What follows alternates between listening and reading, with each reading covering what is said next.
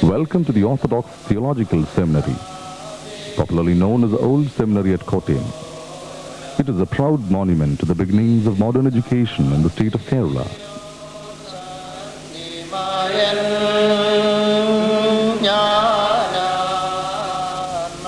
Tucked away in a quiet wooded campus on the left bank of the ancient Meenachal River, the Old Seminary remains to this day a living witness to the amazing cultural transformation of Kerala.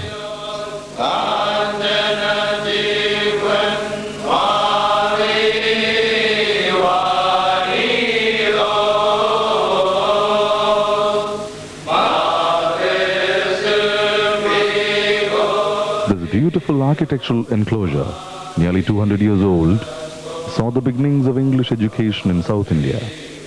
Malayalam printing was introduced here for the first time in Kerala. Kottayam is known today as a city of letters, with nationally circulated newspapers, magazines and publishing houses. Kerala is one of the states with the highest literacy in India. They owe a great debt to this venerable seminary, the premier place of education and culture in Kerala.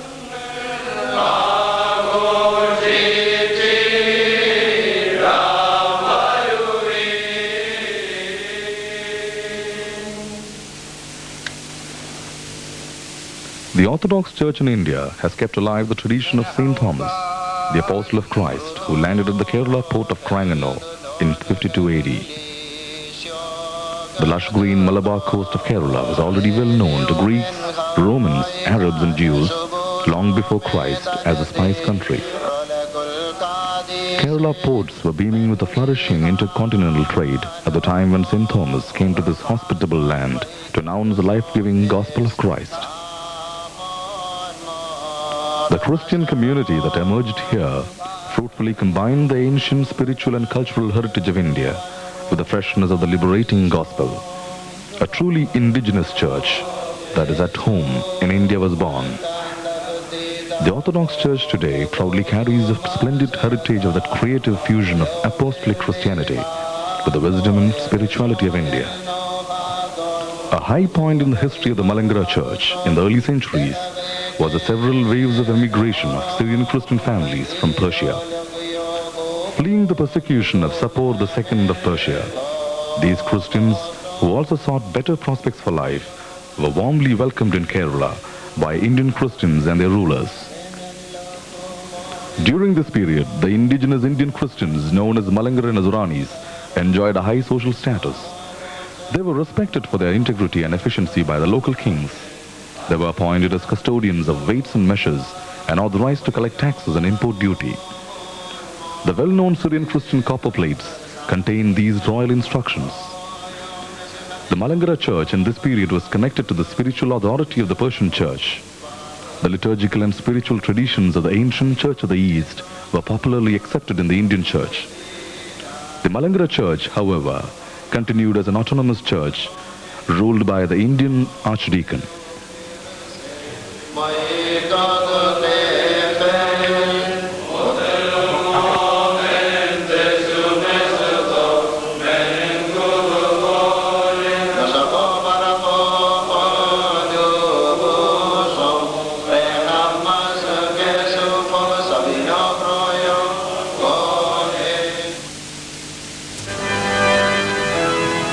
The story of the Malankara Church in the medieval period was uneventful.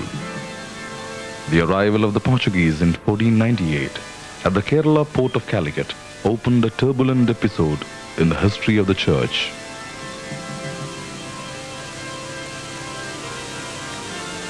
Armed with military power and colonial greed, the Portuguese tried to subdue the ancient Church of India and make it Roman Catholic.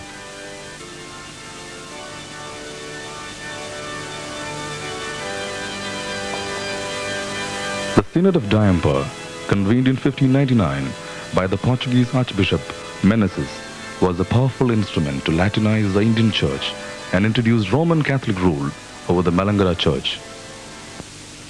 After a period of bitter struggle, the Malankara Church declared its freedom from foreign domination in the historic Oath of Coon and Cross in 1653.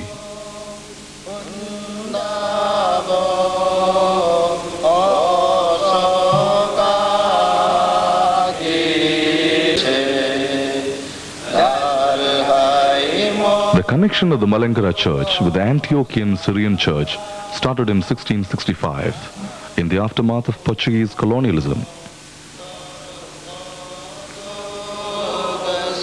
This connection was gradually strengthened. The arrival of the British and the contacts with the British missionaries opened the modern chapter in the story of Malankara Church.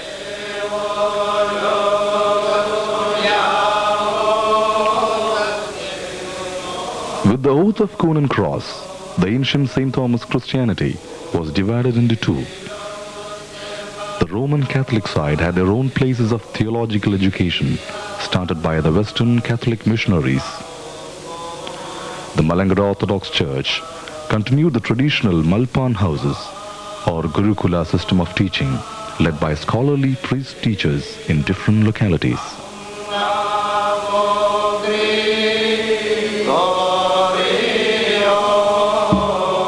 The meeting of parish representatives at Kandanad Church in 1808 made a historic decision to start a Padutha Vida, a study house each in the north and south of Kerala.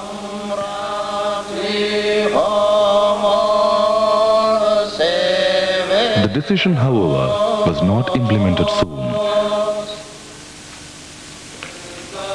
Impatient about the state of affairs, Pulikottil Ittup Ramban, a priest monk from Kundangulam, stepped forward to take action.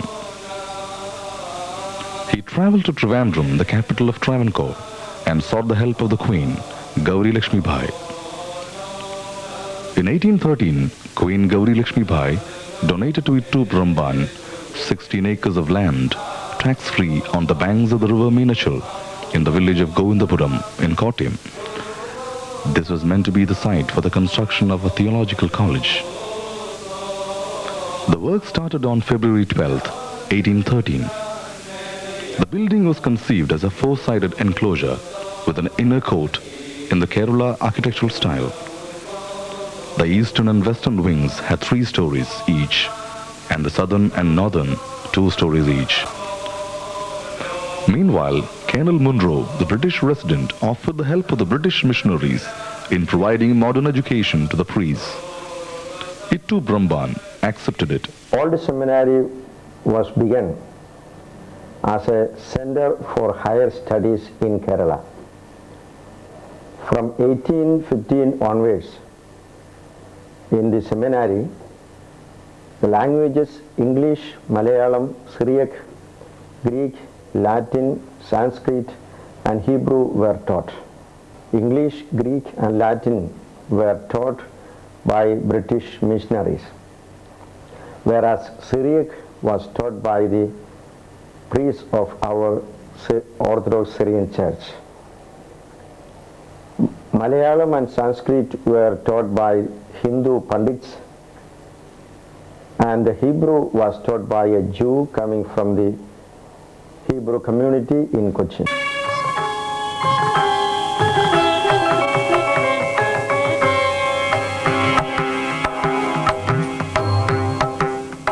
In 1817, Benjamin Bailey, the British missionary, arrived as a teacher, and he started a printing press in the seminary in 1820. Thus Malayalam printing was begun. This became the first Malayalam printing press in Kerala, later known as a CMS press. The first full Malayalam Bible was printed in this press between 1820 and 1824.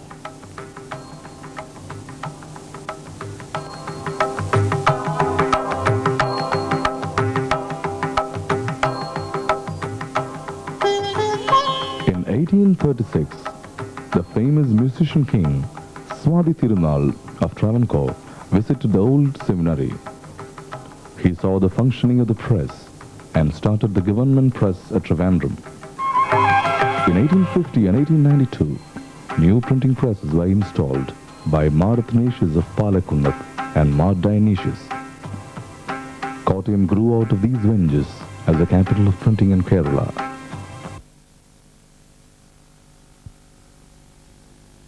In 1818, the missionaries started a grammar school in Kottayam as a feeder seminary to the old one. Here is where advanced education was imparted. The new seminary later became the CMS College, and the first seminary then began to be known as the Old Seminary. The Old Seminary became the mother school for a chain of new schools in Kerala. In 1905, Malankara Orthodox Church had 215 schools all over the kingdoms of Travancore and Cochin. There were special schools for girls as well.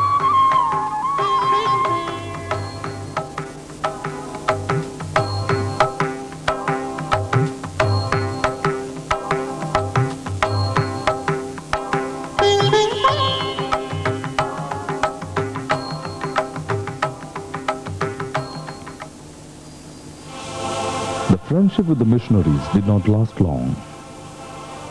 Some of the later British missionary teachers in the seminary began to interfere with the doctrinal matters of the church. As in the case of the Portuguese invasion, the Orthodox Church, jealous of its apostolic freedom, resisted. The Church Synod meeting at Mavelikara in 1836 concluded the affair with the missionaries. The missionaries then claimed the possession of the old seminary. Litigation followed, and the arbitration court, known as the Cochin Panchayat, appointed by the government, gave the verdict fully in favor of the Malankara Church. Subsequently, the missionaries abandoned the attempt to reform the Malankara Church and started the Anglican Church in Kerala.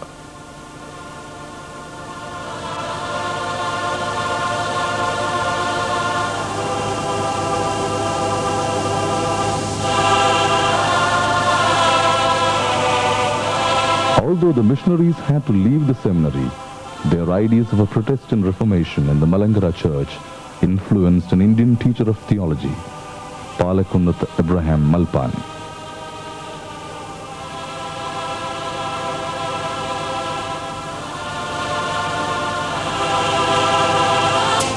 After long disputes and disturbance for seminary education, Abraham Malpan's reform movement gave rise to Marthama Church as a reformed body.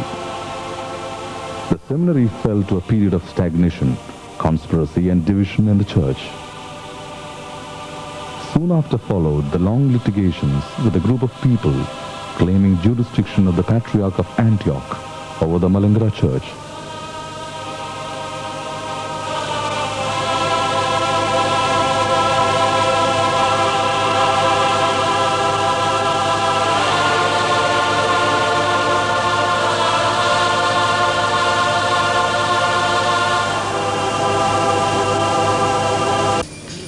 With the 1958 Supreme Court judgment favoring the Catholicos of the Malankara Orthodox Church, the seminary emerged out of a long spell of gloom and obscurity.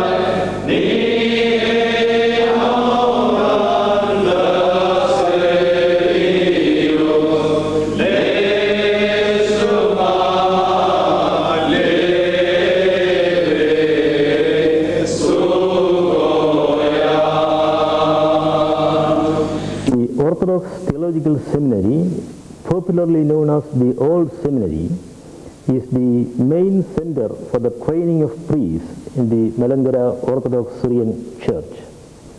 Classes began here already in early 19th century, precisely in 1815. The Portuguese Roman Catholics had already started some seminaries to train the priests for the Catholic Church in India. Apart from these, the Old Seminary is the oldest theological seminary in India. We have now about 150 students studying at both the graduate and the postgraduate levels. And the postgraduate students come from different parts of India and from different churches. We are affiliated to the University of Serampore in Calcutta for the academic degrees. The degrees which we offer, such as Graduate in Sacred Theology, Bachelor of Divinity, Master of Theology, are recognized by prominent universities in India.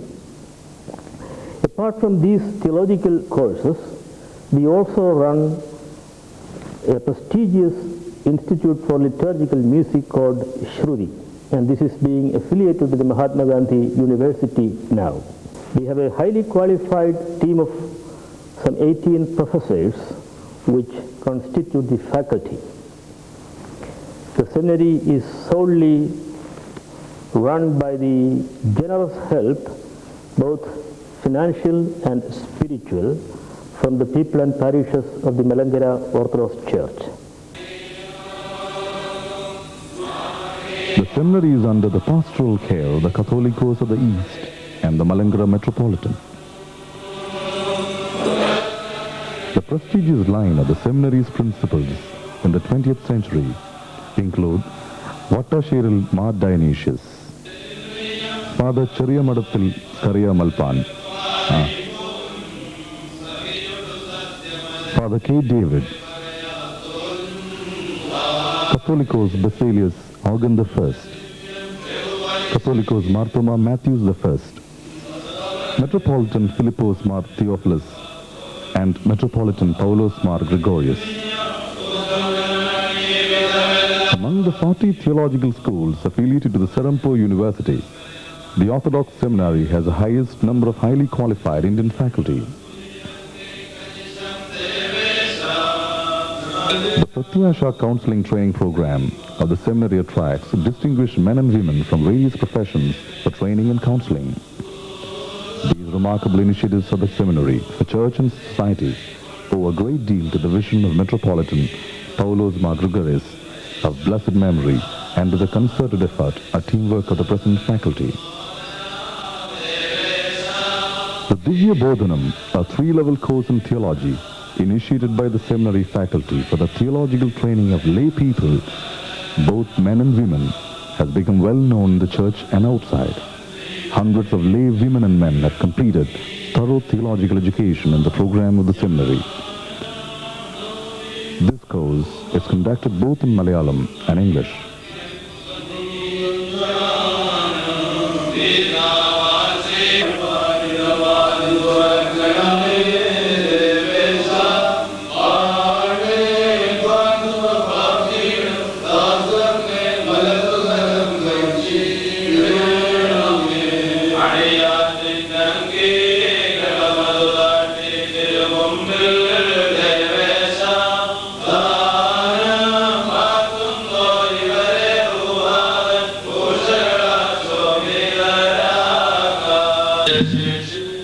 In 1825, the seminary library had a collection of more than 2,500 printed books, a record by the then standards. It was the first library in Kerala to have printed books. Today, this library contains more than 35,000 books.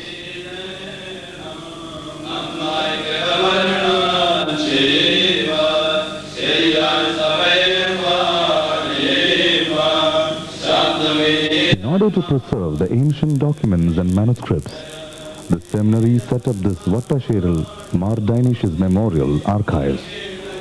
Hundreds of manuscripts in Syriac, Malayalam and English on paper parchment and palm leaves are preserved in these archives. An ancient Ethiopian prayer book on leather and a 22-foot long Syriac calligraph document are particularly noteworthy. A microfilm library in memory of the seminary's founder, Pulikotil Joseph Mar Dionysius, was set up in 1992. Now, 1,500,000 microfilm pages are available for research scholars. This is the largest microfilm library in Kerala. In 1815, the founder of the seminary, Ittur Ramban, was consecrated Metropolitan of Malankara with the name Mar Dionysius. From the time until the founding of the Devalogam Catholicate Palace in 1951, the old seminary remained the seat of Malankara metropolitans over a century and a half.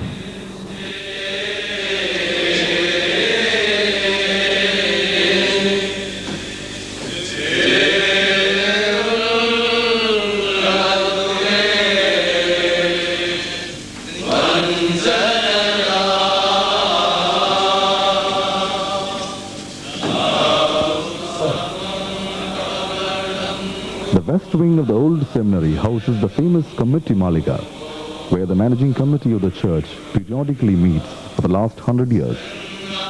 This historic hall is also a gallery of famous paintings by renowned artists like Raja Ravi Verma.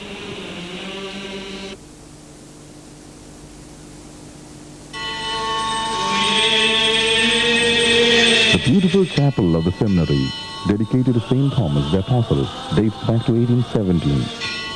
Its work started with the donation of ₹1,000 from the Queen Gauri Parvati Bhai of Travancore. The chapel has witnessed historic events in the church.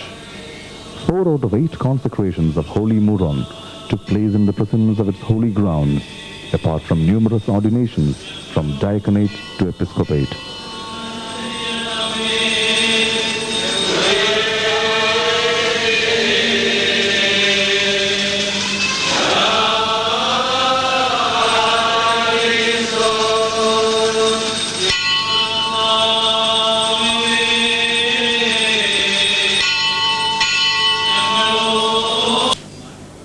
The chapel contains the tombs of the founder, Mar Dionysius, who died on November 24, 1816.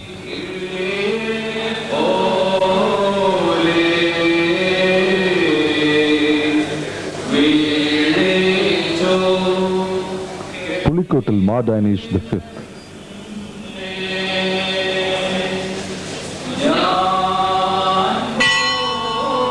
Vattasheril Mar Dionysius.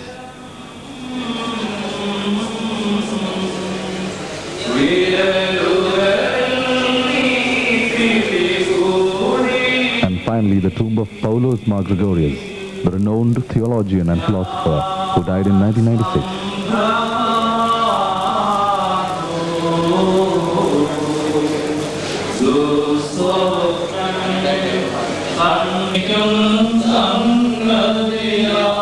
The Orthodox Seminary seeks to combine the ancient spiritual and liturgical practices with contemporary learning.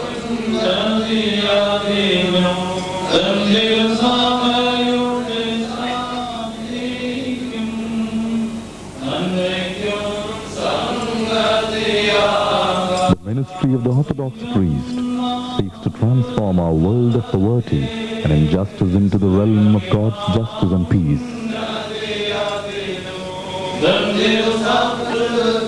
It is a ministry of blessing the world in the name of the Father, the Son, and the Holy Spirit, the Triune God.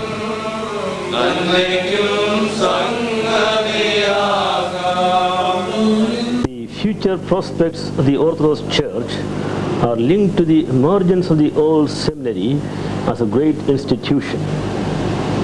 The proposed project called Heritage 2000 Smriti plans an advanced library, church archives, a heritage museum, and an ecumenical and interreligious center, and a modern assembly hall.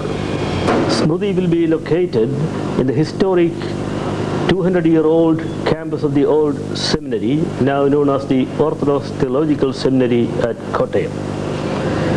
The seminary is the historic seat of the Malangara Metropolitans, the venue of the Holy Episcopal Synod under the managing committee of the church.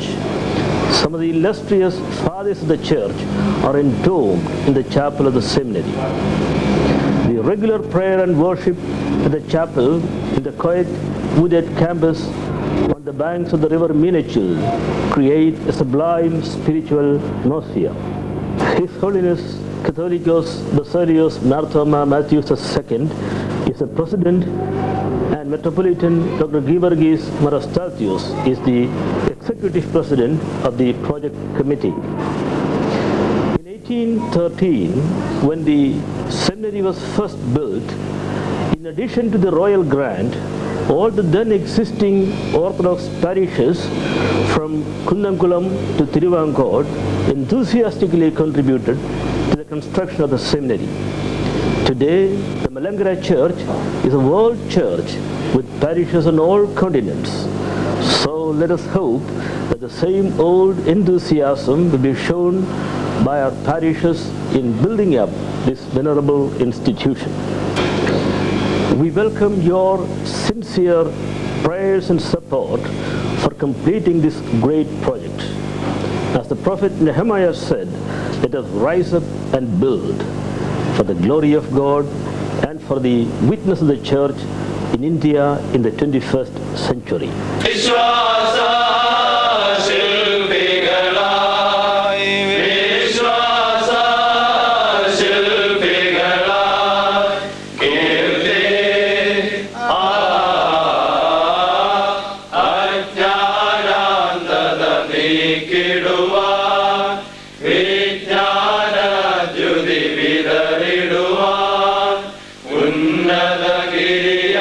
So